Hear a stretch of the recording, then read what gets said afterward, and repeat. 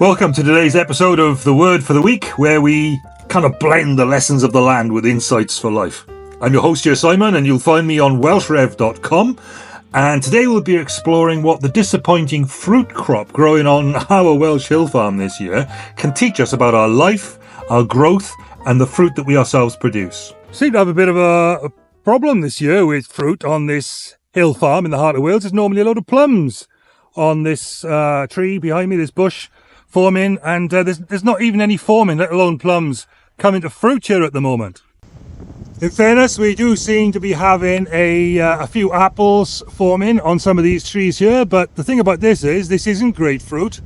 This is where some farm worker in the past has been passing by here, thrown their apple core down, and we've ended up with a crab apple tree, and these are not entirely good to eat. This is bad fruit we've got growing here. Our land does seem to want to grow fruit, but here in the Towy Valley used to be an area of grapefruit growing. Not anymore, it's just beef and sheep around us here all the time and on this farm as well. But it's probably just as well we're not relying on fruit at the moment, because it's been a bad year for fruit all round.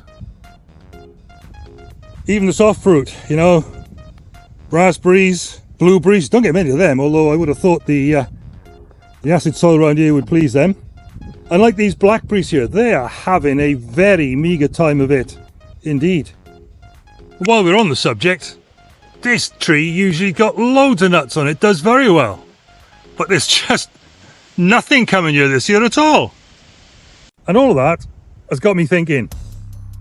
First off then, what actually is fruit?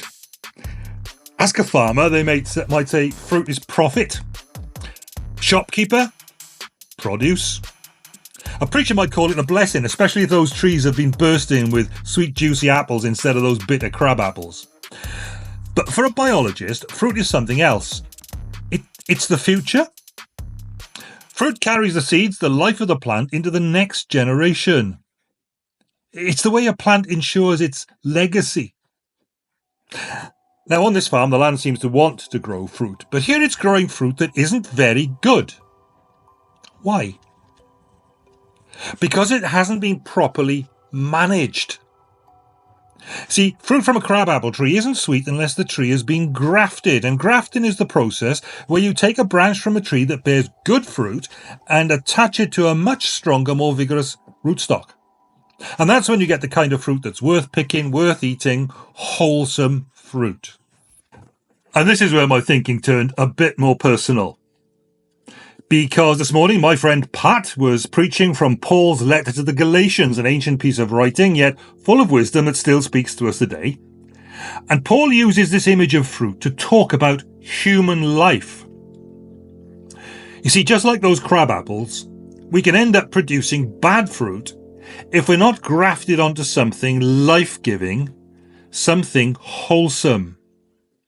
And Paul calls this the bad fruit of our sinful nature, our human tendencies that, left unchecked, lead to brokenness, bitterness, and chaos. Paul describes all that in Galatians 5, and the list isn't pretty. Immorality, jealousy, outbursts of anger, selfishness, envy, and worse are on his list. And these things may grow naturally on us when we just go with the flow. But they aren't the kind of fruit we want to live with or leave behind. In contrast, Paul tells us what it looks like when we're grafted onto a good rootstock, and by that he means when we're drawing our strength and our nourishment from Christ. And he calls this the fruit of the Spirit. It's a whole different kind of harvest. Love, he says, joy, peace, patience, kindness, goodness, faithfulness, gentleness, and self-control. There's no law against these things, Paul says, because they're what God intended for us by design. So it's no surprise growing this fruit from that source makes life sweeter and more wholesome and more life-giving. Now here's the thing. We can't produce good fruit on our own. Just as a wild tree left to itself will only give us crab apples, our lives, when left to their own devices, can grow things that aren't exactly sweet, aren't exactly helpful. So let's just circle back to those wild growing fruit trees struggling to produce anything. Haven't produced much this year at all, apart from a sparse crop of bitter, unpalatable and wholesome fruit. Take a look at your life. The fruit in your life. Is it bitter or sweet? Is it the kind of fruit that nourishes and gives life, or does it just grow free of good husbandry, wild, untamed and unpalatable? See, the truth is we all produce fruit. But the question is, what kind of fruit are we growing? If we do find ourselves just producing anger, jealousy, immorality or selfishness, those things run pretty close to one another, it might be time to consider where our roots are drawing from. Are we connected to the source of great life, or are we like those crabapple trees just growing whatever happens to take root? Because Jesus invites us to be grafted onto him, the true vine. So that in spite of the stuff that grows naturally wild in us, and sometimes we think, how did that happen? Where did that come from? We can, instead of that, bear good fruit that lasts. And do that not just for ourselves, but for others, for the future, for something that's part of a much bigger future that starts and ends with us. Are we connected to the source of life? Or are we, like those crabapple trees, just growing whatever happens to take root?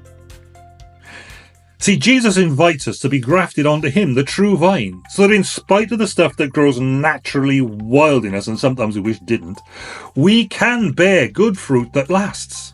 And do that not just for ourselves, but for others, for the future, for something that's part of a much bigger future than starts and ends with us.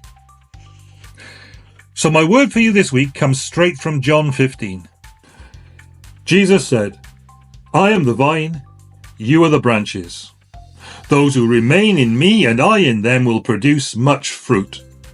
For apart from me, you can do nothing." Examine your fruit bowl. What are you feeding on? What's nourishing your life? Because in the end, the fruit we bear shows us where we're rooted. Well, that's all for today's episode of Word for the Week. Thanks for joining me as we explored lessons from wild growing trees and bushes on this hill farm here in the heart of Wales. And if you enjoyed this episode, don't forget to subscribe, and I'll see you next time, where we'll continue looking at the intersection of life and faith and the land that we live on. Have a great and a very fruitful week.